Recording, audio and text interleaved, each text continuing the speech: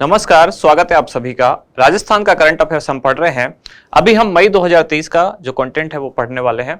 इसमें काफी कुछ क्लासेज हमारी हो चुकी हैं। अब इसमें जो खास कुछ टॉपिक बचे हैं, एक तो बचा है इसमें चर्चित स्थल, यानी कि कोई खास स्थान किस वजह से चर्चा में रहा।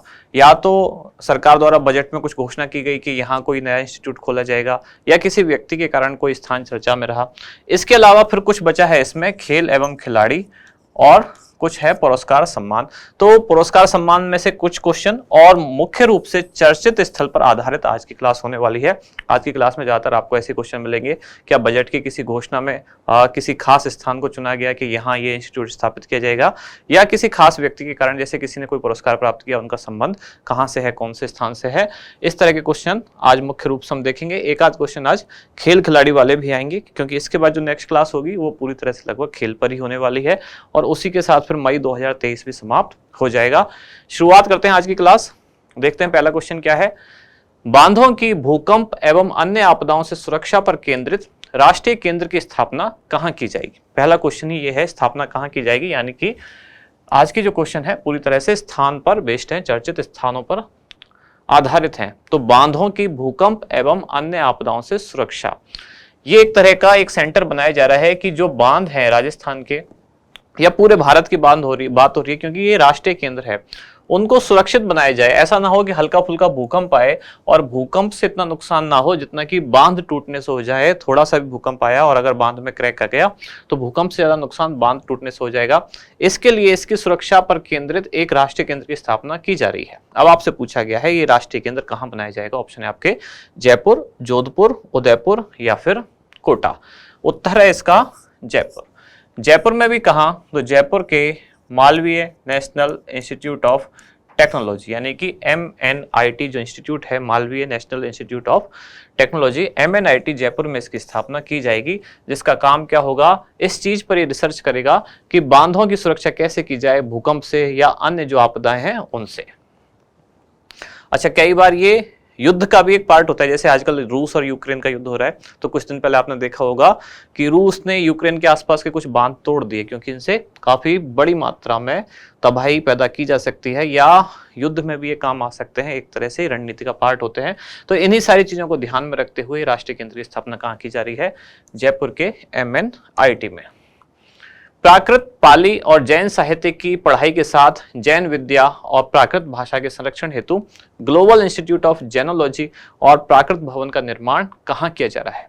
यानी कि जैन साहित्य की पढ़ाई के लिए, इसके साथ साथ जैन साहित्य मुख्य रूप से प्राकृत पाली भाषा में लिखा गया, बौद्ध साहित्य ज्यादातर ही पाली में है, तो इन सभी के लिए एक इंस्टीट्यूट की स्थापना की जा रही है और एक भवन बनाया जा रहा है। आपसे पूछा है कहाँ बनाया जा रहा है, राजसमंद, उदयपुर, जयपुर या फिर अजमेर। इसका उत्तर क्या है, इसका उत्तर है उदयपुर। और उदयपुर में कहा, मोहनलाल सुखाड़िया यूनिवर्सिटी, इसमें इसका एक भवन बनाया जा रहा है। किसके द्वारा बनाया जा रहा है, यानी कि इसका निर्माता कौन है, निर्माता है श्री दिगंबर जैन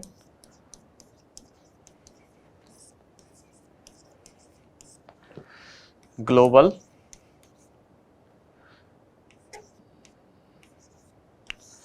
महासभा, ऐसा कुछ करके नाम है इसका, दिगंबर जैन ग्लोबल महासभा है या कुछ असेंबली ऐसा कुछ करके है, जो कहाँ है, मुंबई। इसके द्वारा इसका निर्माण करवाया जा रहा है।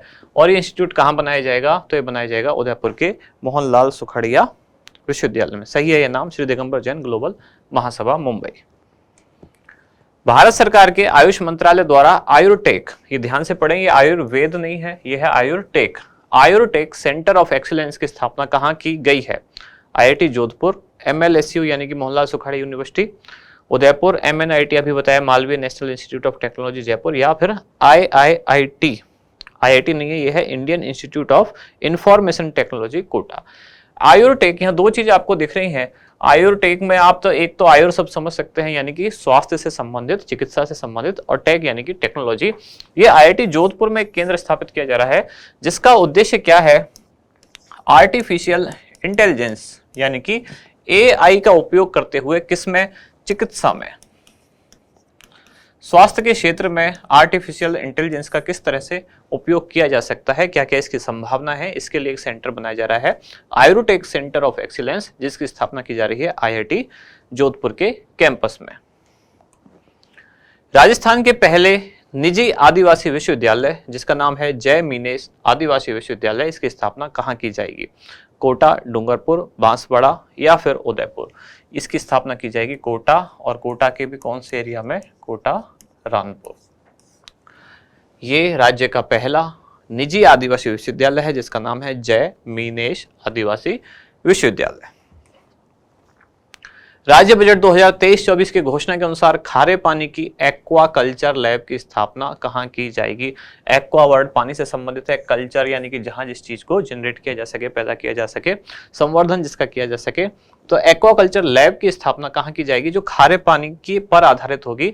अजमेर, उदयपुर, चूरू या फिर जयपुर? इसका उत्तर है चूरू। यहाँ खारे पानी में मछली पालन की संभावनाओं को देखते हुए चूरू में ये एक्वा कल्चर लैब स्थापित की जाएगी। झींगा मछली के उत्पादन या श्रिम्प जिसको इंग्लिश में बोलते हैं, इसके लिए लैब की स्थापना की जा रही है।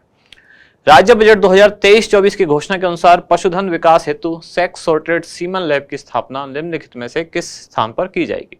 ये भी बजट की घोषणा है। पशुओं में जो अच्छी नस्ल के पशु हैं उनकी उत्पत्ति की जा सके, इसके लिए फ्रोजन सीमन एक बैंक बनाया जाएगा जहां अच्छी नस्ल के पशुओं का जो सीमन है वो रखा जाएगा, स्टोर किया जाएगा। ये जयपुर के बस्सी में इसकी स्थापना की जा रही है सेक्स सॉर्टेड सीमेन लैब की, जहां फ्रोजन सीमन होगा। ये जानवरों के लिए है, पशुधन विकास हेतु ये स्थापना की जाएगी। जस्टिस ऑगस्टिन जॉर्ज मसीह, अभी तक आपने देखे 6 क्वेश्चन लगभग चर्चित स्थानों पर ही थे, कौन सा स्थान किस वजह से चर्चा में रहा? जस्टिस ऑगस्टिन जॉर्ज मसीह राजस्थान उच्च न्यायालय के मुख्य न्यायाधीश बनने वाले कौन से न्यायाधीश हैं? इस तरह के क्वेश्चन आरपीएससी में कई बार पूछ लिए जाते हैं कि जब भी नया राजस्थान उच्च न्यायालय का जो भी मुख्य न्यायाधीश बनता है उनका क्रम कई बार पूछ लिया जाता है। तो 39वें हैं, 40वें हैं, 41वें हैं या फिर 42वें हैं? इसका उत्तर क्या है? 41वें ये है। 39वें कौन थे? 40वें कौन थे? इनसे पहले कौन थे 40वें? ये थे पंकज मित्तल। 39वें कौन थे? शिवाजी शिंदे यानी कि SS शिंदे। अगर पूछा जाए कि जो जॉर्ज मसीह हैं इनसे तुरंत पहले कार्यवाहक के रूप में कौन रहे और पंकज मित्तल से पहले भी कार्यवाहक के रूप में कौन रहे, तो इन दोनों के दौरान कार्यवाहक के रूप में कौन रहे, यानी कि 39वें और 40 के बीच में और 40वें और 41 के बीच में जो कार्यवाहक रहे वो व्यक्ति एक ही हैं, वो हैं मनिंद्र मोहन श्रीवास्तव। ये क्वेश्चन पूछा गया है अभी टीचिंग वाले किसी एग्जाम में पूछा गया शायद, मेरे को एग्जाम ठीक से याद नहीं किसमें पूछा गया, लेकिन ये पूछा गया कि कार्यवाहक मुख्य न्यायाधीश कौन रहे हैं पंकज मित्तल से पहले। तो मनिंद्र मोहन श्रीवास्तव ये कार्यवाहक मुख्य न्यायाधीश रहे, पंकज मित्तल से भी पहले रहे, और अभी जो ये बने हैं कौन? जस्टिस ऑगस्टिन जॉर्ज मसीह, इनसे पहले भी ये कार्यवाहक मुख्य न्यायाधीश रहे हैं।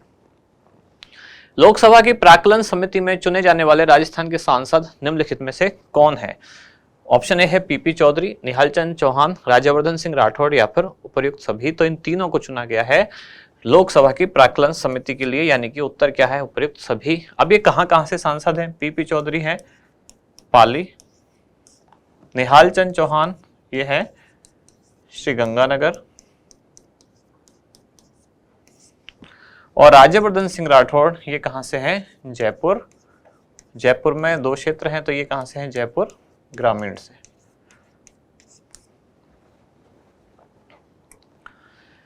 इसके बाद अगला प्रश्न है, राज्य बजट 2023-24 में घोषित ऑल वेदर स्विमिंग पूल यानी कि जो हर मौसम में चालू रहे ऐसा स्विमिंग पूल, इसकी स्थापना निम्नलिखित में से किस स्थान पर की जाएगी? कोटा, उदयपुर, भरतपुर या फिर जोधपुर? तो जोधपुर के जो स्टेट स्पोर्ट्स कॉम्प्लेक्स है या स्टेट स्पोर्ट्स इंस्टीट्यूट है वहां इसकी स्थापना की जाएगी, जिसका नाम होगा ऑल वेदर स्विमिंग पूल। लांबी अहीर ग्राम पंचायत झुंझुनू की सरपंच, जिन्हें अपनी ग्राम पंचायत में लड़कियों को हॉकी खेलने हेतु प्रोत्साहित करने के कारण हॉकी वाली सरपंच भी कहा जाता है। ऐसे जो टैग होते हैं किसी के, ये थोड़े से स्पेशल होते हैं एग्जाम के पॉइंट ऑफ व्यू से।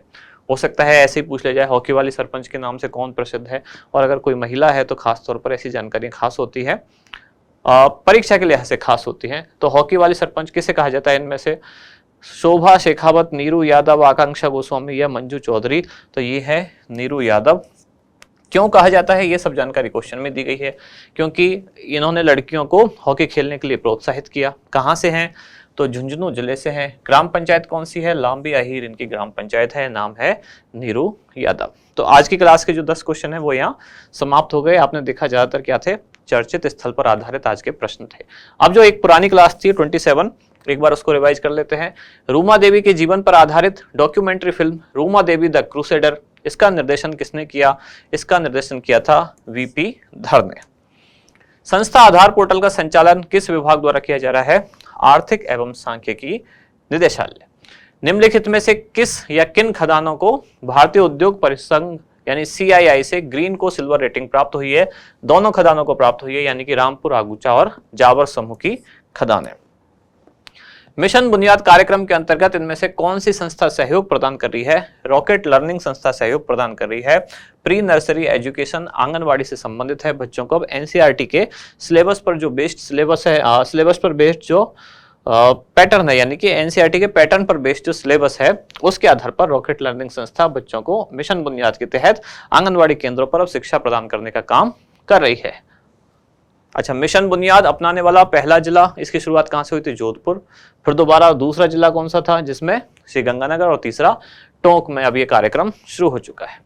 हाल ही में प्रदेश के 5 और संभागों में Rajiv Gandhi centre of advance technology स्थापित करने की घोषणा की गई है। पहला कहां स्थापित किया गया?